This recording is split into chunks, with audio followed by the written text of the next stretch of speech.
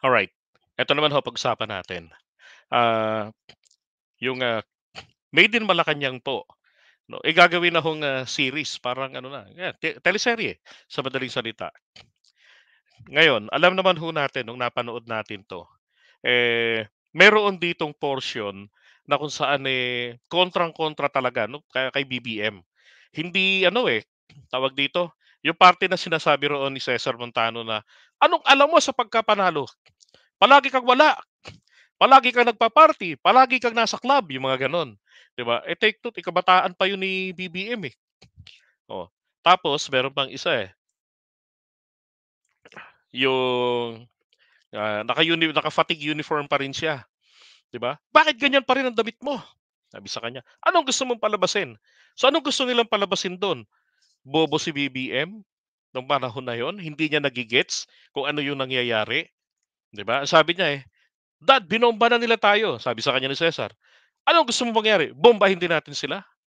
'Di ba? So, iyon ba ilalabas na naman nila ngayon ng ganyan? Ang tanong, ano bang katibayan? Kanino ba't sino sa mga tao diyan sa kwento na 'yan ang makakapag-validate? Sino yung mga present doon na makakapag-validate? Oh, 'di ba? And isa pa, presidente na ang kanyang kapatid.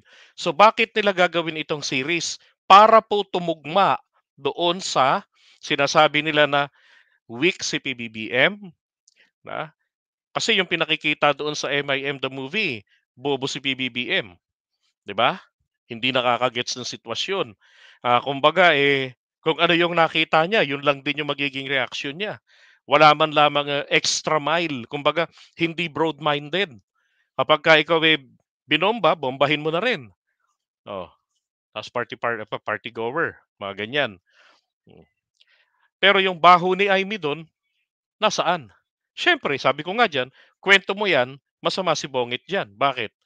'Di ba? Actually, 'yan naman po yung naging isang dahilan, kung bakit yung pangalawa, yung murderer or martyr or murderer, hindi po kumita, ng, tabo-tabo katulad niyan. Kasi nakita ng mga tao, na teka muna, one-sided yung kuwento rito. Isa pa, fina-fact check 'yan, 'di ba? So, anong purpose bakit ilalabas ito ng series? Nakikita ko po rito simple lang, ah, para magamit na naman pong panira kay PBBM, and at the same time, maipamukha sa mga Pilipino na itong si Imee na bida sa kwento diyang 'yan ay tunay na nagmalasakit sa mga Pilipino, 'di ba, sa kanyang mga magulang. Pero ano nga ba ho ang ginagawa niya sa Morocco, 'di ba? Gano'n yung ano, gano'n yung nakikita ko rito, eh. Kasi kung isi-series nila, bakit hindi noon pang nakaraan pang 1 taon? 'Di ba? Ba't hindi noon pa, bakit ngayon pa, malapit na ang eleksyon?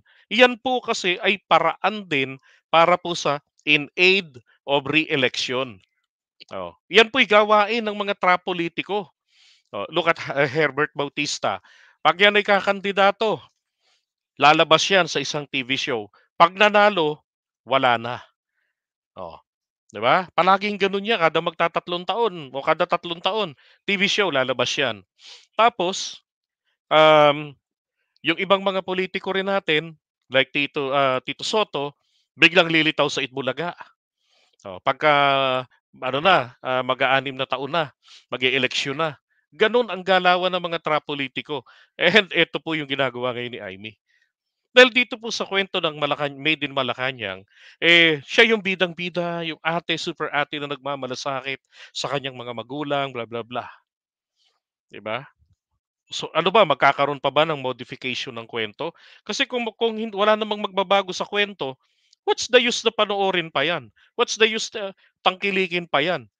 Parang siguro masasabi ko yung mga nadidismaya kay Senator Imee sa ginagawa niya na pagpanig sa sumisira sa kanyang kapatid, 'di ba? At pagpanig sa China at sa interes ng China, isipin mo naman, yung, sinasabi ng, Reuters na siniraan daw ng, US military ang, bakuna ng yung Sinovac dito sa Pilipinas. Iimbestigahan niya, 'di ba? Sino yung resource person? Para kanino sino mabebenepisyuhan, 'di ba? Is it in aid of legislation or in aid of China's interest? 'Di ba?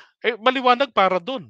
Kaya lang ho, tatama po 'yan sa administrasyon ni dating Pangulong Duterte. Oh, kaya anong sabi niya kalaunan, mahihirapan tayong kumuha ng resource person, tama, 'di ba? O ba't ayaw niyang imbestigahan yung, gentleman's agreement para magkalinawan? Oh, ano sabi niya, gusto niya pero walang kwarto. Come on, halos araw-araw may hearing sa Senado, 'di ba? Grabe naman, 'pag sa kanya walang kwarto. Oh, tapos meron na naman siyang bagong gustong paimbestigahan, 'di ba? Kaya ako hindi ako pabor na wala naman akong magagawa kung ituloy nila ito na gawing, teleserye 'yan, pero para sa akin hindi na po ito dapat tangkilikin. Parang ano na lang 'to, sabi nga ni Sir Carlos, dapat ang title daw po ay, Made in China, 'di ba? Oh, sabi ni Mary Ann. Tanga naman talaga siya pagkampi lang niya sa nambabasto sa kapatid niya. Hmm,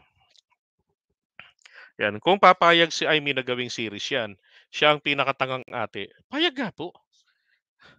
'Yan, presidente na yung kapatid niya sisiraan pa niya, 'Yun na nga, 'di ba? O di niyo naman nakita, tignan niyo, sinubukan niya, um, yung, dikit kay Duterte, 'di ba? Sumablay. Bakit? Binigyan siya ng warning ni Baste, eh. Ano sabi ni Baste? "Tigilan mo ng panggagamit mo sa pamilya namin." Uy, bakit? Obvious naman ginagamit niya pamilya nila, eh. Mula pa noong 2015, at ginastusan niya para tumakbo pagka-presidente yung tatay niya, 'di ba? Tapos, ang ginawa naman sumunod ni Imee, dahil ginawa naman niya, itong recent lang, yung supersonic missile na 25 places sa Pilipinas ay may nakatutok na ng mga supersonic missiles na made in China. So nairita yung China sa kanya, 'di ba? Ang masakit nito, kanino po nag-reflect? Hindi po sinabi roon na babaita, eh. Ang sinabi po doon ni Mao Ning, yung apo ni Mao Zedong, ay Philippine side. So ibig sabihin, yan ay formal, 'di ba, sentiment ng panig ng Pilipinas. Bakit? Kasi senadora siya, eh. So dapat po lagi siyang, responsable sa mga bibitawan niyang kapraningan, 'di ba?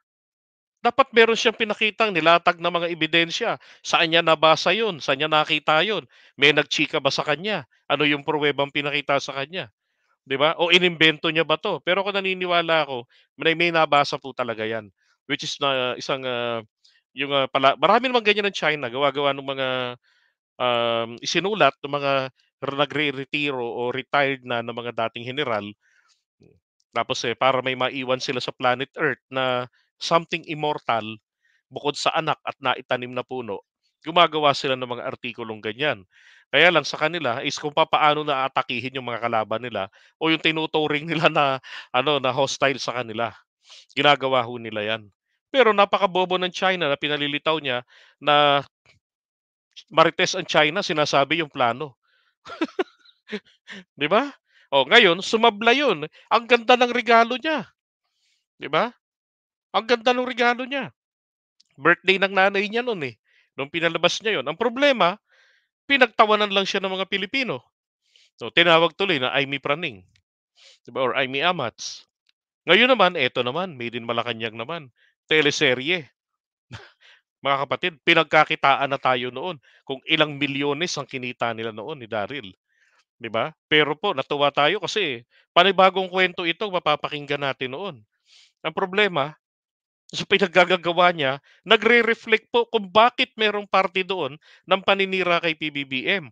Tapos kung ano yung ginagawa niya, pagkatapos na maging presidente na yung kanyang kapatid, gano'n din. Kumbaga ho, advance lang yung nandun sa ano, sa MIM. Oh, tapos ngayon isi-series nila, 'di ba? Ang purpose nito, sabi ko nga 3 hits 'yan, eh. Ay no, yeah, 3 hits, 3 birds in 1 hit or 1 bullet. Unang-una, in aid of legislation niya 'yan. In aid of re-election ni Imee 'yan, 'di ba? Pagmumukhain siyang bida at, itatanim sa utak ng mga Pilipino na siya pala talaga yung tunay na may malasakit. Ang presidente pala natin, 'di ba, sisirain. Oh, ang, presidente pala natin, bulak-bulan pala talaga ito. Take 2, sino matanda sa kanilang dalawa? Hindi ba't siya? At saka si PBBM nung panahon na yon, hindi po gano'n makakapag-easy-go-lucky 'yun.